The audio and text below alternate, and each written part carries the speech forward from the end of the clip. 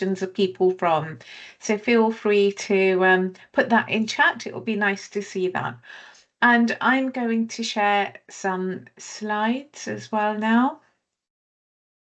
So if you could, Anna, if you could just confirm that you can see the slides. Great. Okay, lovely. Thank you for putting the comments in the chat as well about where you're calling from.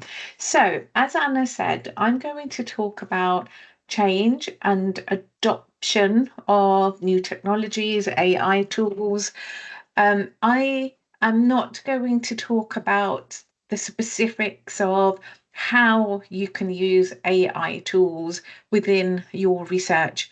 I have actually listened to some of the past talks on the YouTube channel, and I think there's fabulous information there around guidelines, policy, examples of specific examples of how AI can be used.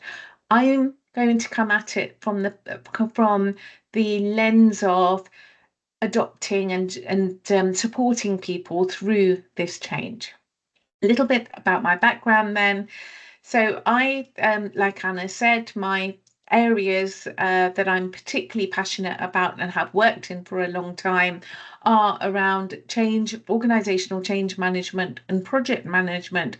And how do we bring those two worlds together? How do we deliver things efficiently, but also bring people along with us so that we're really putting people at the heart of transformation so that we can achieve success where people are actually using the things that we deliver?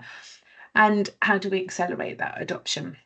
So I support organizations with that and teams in terms of navigating the uncertainty that we face with emergent change.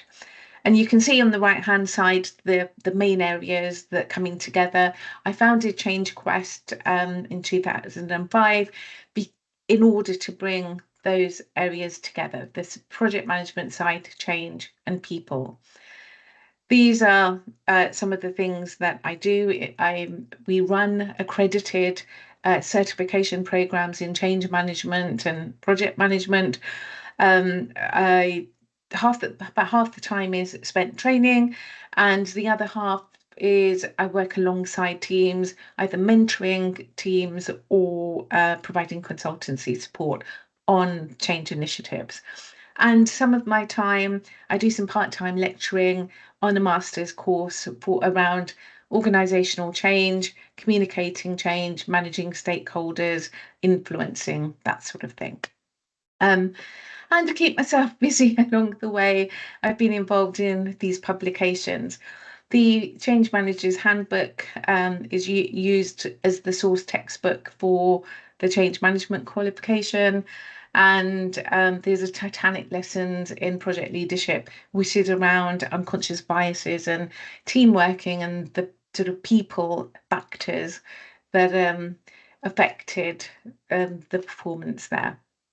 Okay, now, as I was thinking about the technology, the AI technology emerging, and the pace of that technology, I had to pause really and think about, I don't think the pace of new technology is that new to us.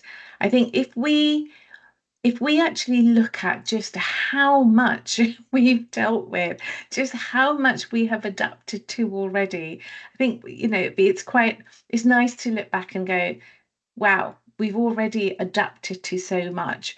And whatever comes our way, we may not know yet, but we will find a way, we will learn the skills in order to be able to adapt to the new technologies. Yes, there's a lot emerging, but let's just have a think about how far we've come. Now, back in the day, when I started my career, I was working in environments like this, where there was either mainframe computers or rooms full of very large, big machines that did a lot of the processing. Do please put a comment or a hands up or something in the chat if this sounds familiar to you, if you've worked in environments like that as well. And the PCs that were in the offices were very, big sort of consoles, big bulky machines, and very limited sort of processing power really compared to what we have these days. And mobile phones came on the scene. So I remember I was very excited about getting my first mobile phone. I think I worked in London at the time, and yeah, used to do a lot of commuting, and it was handy to have a phone, right? And then, of course, there was the onset of the internet, companies getting website pages together, and Google as well. I can't really remember now what it was like before Google, but I do distinctly remember sitting in the office, and there was another colleague sort of in the opposite desk, and he said to me, "Have you tried this? I've been using Google and I can do these searches." And he introduced me to that. And I remember thinking, okay, so, right, I couldn't actually think about what to do with it. I tried a few searches, a couple of things worked, some things didn't, and it wasn't actually anything I got particularly excited about. It seemed very limited at the time. And yet, of course, it's mainstream now. Um, yeah, I'm just reading some of the comments here about when the CD arrived. Yes, yeah, with the new journal articles and rooms full of computers, exactly. Big databases, dot matrix printers. Yeah, all of it. Before Google, it was Netscape. Okay, thank you. And then there was the smartphone, right? The first Apple smartphone launched in 2007, I think it was. I must admit, I was a BlackBerry user. Remember the BlackBerries with the buttons? So fond of that. I waited until the very, very last minute before switching to an Android smartphone. Um, but again, we sort of got used to using those things, right? And as you know, from that evolved a lot of the apps. So how many of you use apps like Trainline, right, to book your train journeys, or maybe Airbnb or booking.com or Uber? If you could just put comments in the chat there. And it just seems so natural now, a lot of it, right? We don't really think twice. Okay. Yes, the internet bubble, the dot-com era was very intense as well. And of course, as technology has evolved, not only have we got all that processing power in our phones where we can listen to music, take really good quality photographs, we can take videos, and we've got AI in our hands as well on our mobile devices. And we've got the technology, the smart technology around Fitbits or all of those sorts of technologies that we can even wear on our wrists. And of course, let's not forget just how much we had to adapt and how quickly we had to adapt in recent years due to the pandemic, right? There were people who may have never dreamt about working remotely, who suddenly overnight found themselves having to do that, right? Having to adjust really quickly to the conditions and use the technology to allow them to do their work remotely. And of course, now we've got things like, the AI tools. I've only mentioned a couple of them there. There are many more that you may already be using and may already be familiar with. But the point of me talking about this really is to say that we've been adapting to new technologies all this time, right? We have done this already, and a lot of it isn't because it was a top-down directive, from our organizations. It seems to have been a natural evolution. Not only have we used these tools in our work, but it's things that we've adopted and we've used in our lives. And change typically, traditionally, was very top down, right? In the days where there were more stable environments, a typical sort of approach to delivering things was to have a planned and linear approach. a very top-down directive, decisions made at the top. Here's the vision that's communicated. Here's this plan, this detailed plan that we are going to execute, and everybody's going to deliver that. Fine. And in the days where technology evolved more slowly, it might have been something that they did every 10 years, right? And it cost a lot to implement that technology, but then they had a good number of years of that technology being used in order to get a return on an investment. But of course, as the rate of technology increased and things evolved much quicker, we had to adapt to more agile approaches, more iterative, more shorter sort of planning horizons. And a lot of the changes that have been adopted have been a more bottom-up approach. So, for example, it wasn't uncommon to have situations where people were using technology and apps on their smartphones in their day lives, um, outside of work, and yet having to come to work and be really restricted with the control that was imposed from central IT functions about what would be allowed and what wouldn't be allowed to be used, or what apps you could use, right? So, you had this sort of emergence of bring your own devices to work in many cases. I know in one of the previous sessions that you had, they talked about bring your own AI, tools to work. But there was that sort of bottom-up, emergent approach to coming up with ideas about how we could use the new technology or the new processes and apps. So what I'd like to ask you is, what are your thoughts on how change is driven or is likely to be driven when it comes to AI tools? Are you seeing this as a top-down directive in your organizations, or are you seeing more of a sort of gradual bottom-up emergence with it?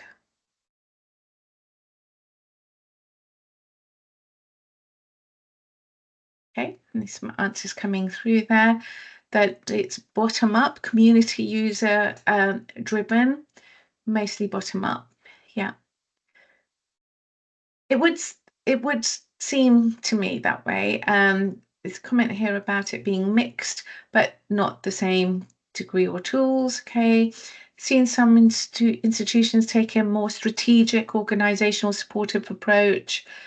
But yeah, so then there's more bottom up, but there are some where there's a bit more of a higher level strategic approach to it. Even with the bottom up approach, I don't think it's ever black and white. Okay. I think even with the bottom up approach, you've got some element of certain amount of governance at the top, policy guidance around it. And again, one of your previous talks talked about, emerging government policy around this and how institutions need to be developing their policies around this and guidance. So that can absolutely be top down or from a central function. And then in terms of how it actually gets applied, the ways that it can be applied would would be more likely to come from a bottom-up approach. And the reason for this is because I think it's incredibly difficult for any one person or any small number of people at the top to be able to think of all the possible ways that we could actually apply these new emerging tools, which of course we're all just learning about. No one person knows the exact answer to this. So it absolutely has to be a community driven, bottom up approach where we're basically learning and evolving our ideas about it as we go. And it can be within the container, if you like, of established policy and guidelines, which are around, protecting intellectual property or copyright or things like that. So it's definitely leaning more towards the bottom-up approach in terms of we all learn together about how to be using the AI tools, in what ways it can be used, and in what ways can it be valuable, and then sharing those practices with each other to continue that learning. And really, I want to use the analogy that to how we do things, say, even outside of work, where we have that more emergent approach, where we continue to learn and adapt. So if, for example, you're starting an exercise program, okay, um, there can be a lot of learning around it initially, but you wouldn't necessarily, let's say you're running for the, planning to run for the marathon, there is no need to think about planning for the whole in detail exactly what you're going to do. Let's say you give yourself 9 months or 10 months to prepare for it. There is no point in planning in detail for 10 months exactly what you're going to do. You're going to have that bigger goal in mind. You're going to have the motivation, the vision. There's a very strong reason and why you want to do it. And then you might have your overall high level plan. Let's say you want to be able to run about 20 miles 1 month before, but actually maybe you're starting out where you can barely run 1 minute without stopping. And so it's about really having a more shorter planning horizons with the detail, even though you've got a high level plan overall of where you want to go. And it's going to be experimenting, right? It's trial and error. You can get resources, you can get guidance, you can talk to other people about how they've gone about it, and you have to try a bit, learn from it, see how you get on, and be flexible, right? There'll be nutrition involved as well. There will be the exercising, maybe strength training, as well as your cardio, actually running. So you're learning, you're adapting along the way. Perhaps, your knee hurts one of the weeks. Perhaps you've overdone it a bit. Perhaps you have to go see a physio, and therefore you have to adapt and change your training regime for a while. And of course, you're thinking about tracking your progress. Oh, last week I could only run 30 seconds without stopping. Now I can run 1 minute, or now I can run 3 minutes. So you're tracking your progress, and seeing that progress is motivating, right? So this is the sort of approach where we, often use outside of work with things, and it applies equally to more emergent iterative change. So we can take the same sort of ideas, and rather than having a very planned approach like we might have done traditionally when it was top down change, for more emergent change that's more agile and iterative, again, we want to stick to short planning horizons, right? Start small and just build gradually, and experimenting. So a lot of what we need to do with the use of the AI tools is around experimenting, exploring, seeing what happens.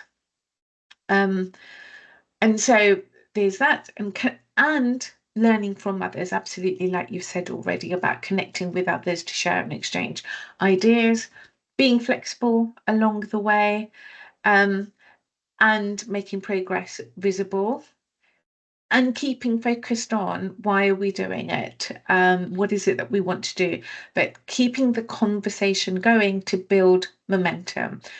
Again, like with the exercise regime, it's very easy to get off track, right? To let things slip. If you have a week or two where you don't do your normal exercise, it seems to be harder to get back into it. So again, to keep focus on it, keep the conversation alive. Um, and of course, we are working within these established guidelines and policy. Let me just catch up with some of the comments here that are coming through. Um, so unequal access absolutely can be an issue, as it was, with some of the other technologies, and as we saw in recent years, even with the pandemic, some of those sort of differences came through. Okay, so those are the sorts of comments there. there are lots of assumptions about access and who has availability and digital literacy. That is very true. And again, this is to do with that's where the top-down approach is needed to really think about licensing arrangements. What are we going to give access to? How are we going to give access to? So those sorts of decisions need to get made at that higher level. So in terms of the change approach for adopting new technologies, having that more emergent change approach, thinking about building motivation for change, right? So why is it necessary? Starting with the why. Why is it necessary? Why is it important? Why do we need to do it? And it's great if you've got a really strong motivator, right? If a really strong reason. These tools are going to help us, solve this problem in the world or make a really positive impact to lots of people and things like that. But the fact is that not every change has a really big, inspiring goal like that, or not that's immediately obvious. Um, Sometimes we need to do things. So, for example, just this week, I had a conversation with a with a with a company where they were saying about the changes that they've had to make. Actually, some of them were about updating their infrastructure to add more features, which would allow more security compliance. So there's end users of that are feeling very put out. They're thinking, we're busy already. Why do we have to go through the trouble of adopting these changes? And they hadn't done a very good job of actually explaining the why behind it, right? And the why behind it was actually that they really needed to make these security compliance improvements because they were losing contracts, they were losing a lot of potential work because people weren't even coming to them because they weren't compliant in terms of IT security in many areas. And once it was described like that, a lot more people could come on board with it.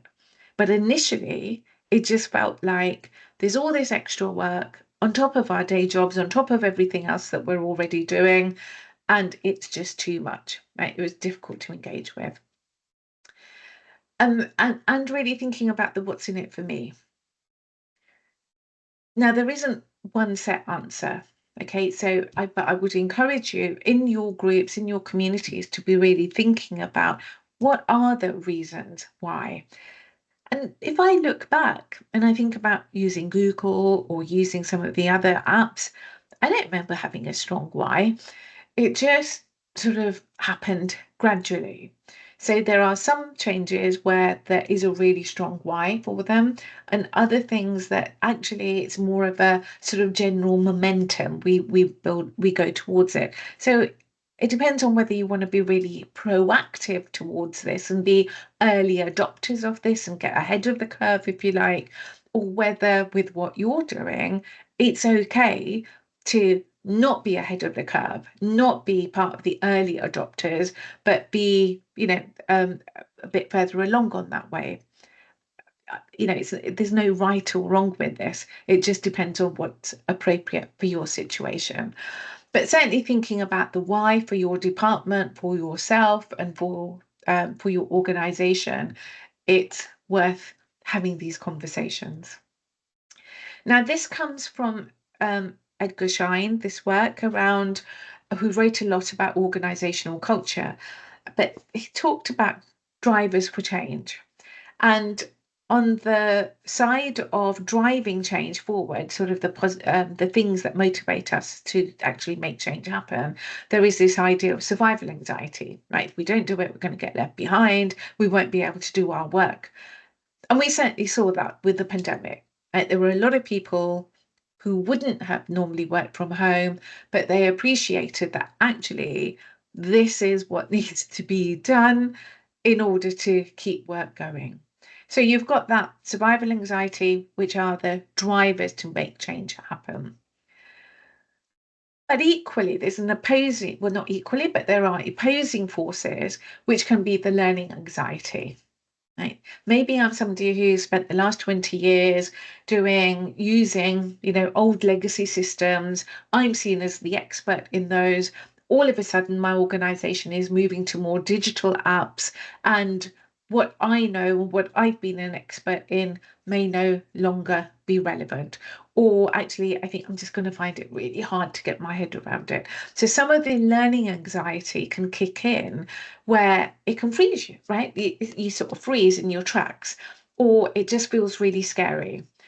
And so, what I would, and what we need for that is a really non-judgmental um, approach where it feels safe to just experiment, explore. It doesn't matter if it goes wrong, if it doesn't work.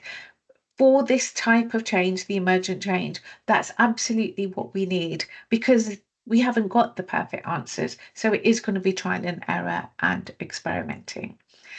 And as you're learning, it takes more effort. So this is typically the learning journey we might go through, where right initially we're completely unaware of what we don't know, right? Blissfully happy, unconscious, incompetent. I'm not aware of what I don't know. Fine, I'm doing my work. It's okay. But then I suddenly become aware of the conscious incompetence of there's all these tools out there that could be helpful, but I don't know how to use them. Then I sort of put the effort in or get some training and talk to other people to learn how to use these tools. But actually, at that time, it still feels like I have to make quite a lot of effort. And now you all seem to be using Teams very comfortably. But if you remember when you first got onto Teams or when they change, you think, right, how do I do that? How do I unmute myself? How do I put the background on? Right? It takes effort. But through practice and over time, you get to unconscious competence where it becomes just natural. You don't even have to think about how you're using it. And it's these areas in the middle that take more effort, they take more energy, they take more headspace. And when you're busy already, it can seem like a real blocker to give yourself the time and headspace to be able to learn the new thing. Right? It almost seems like it'd be quicker just to carry on doing what you're doing. So there is naturally a performance dip as we learn something new. And it can be frustrating because we want to run at 100 miles an hour, right? Like we normally do. And yet when we're doing something new, it can slow us down. So it's worth thinking about that is how do you give yourself the time to build in a bit of extra time to learn playing with the tools. And while there's a lot of new stuff going on and there's uncertainty, we want to be able to connect with others. That element is really important. And research time and time again shows that if we want to feel that sense of safety, reduce that sense of anxiety, let's connect and talk with other people. Now, I'm going to share with you, this is from the Behavioural Insights team. I would really encourage you to look at their website. They came out of government unit that looked at setting policy and looked at used behavioural science to support change. And this is an easy framework that they came up with, that with any change that we want to see or any new behaviours, we've got to look at ways, how do we make it easy? And you've already made points there that actually for some people the access can be difficult.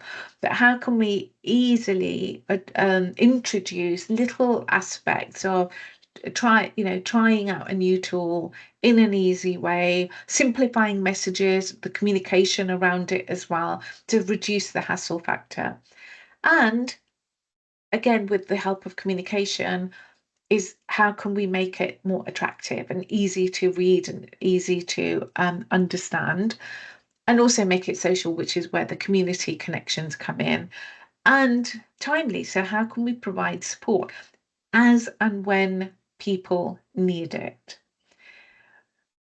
So, I really encourage you to think about how to incorporate some of those ideas.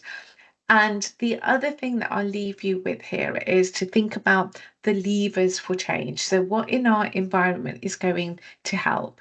So, accessibility is one of those things, like to make it easy to be able to access those tools. Um, but emotional support as well. So a lever, around emotional support from people, connecting with people about sharing ideas. You're doing well, give them support, give them feedback. This is where line managers' role is critical in helping with bottom-up change, because it's the line managers who see their people day in, day out, or the most frequently. So really having line managers on board influences how the teams will adopt change as well, and the support that line managers give and communities give. And perhaps you can build it into a process. Like perhaps you can say, look, the next time that you're doing a some analysis, or you're writing a summary of a report, then as well as you writing it yourself, perhaps you can try using one of the tools to help write the summary and then do a comparison between the two. So think about ways that actually we can start to um, integrate these new tools as part of a process that we already do. And a key one is leadership levers, is how are our leaders supporting us, and and role modeling the use of this new technology. Okay, so the way that we tend to work with organizations is through our framework here, but and it applies really well with adoption of technologies, in that initially there's a lot about learning, raising awareness about how these technologies are being used, in what way, in what examples are out there, what's best practice out there. Then engaging with that, engaging with people, talking about it, engaging with the tools, and adapting. So, around adapting, we talk about behavioral science and techniques to help with resistance and build readiness for change. And then, how do we actually deliver this in an efficient way? And what are the things like the levers that I mentioned to help sustain change? Okay, so that brings me to the end of the presentation portion.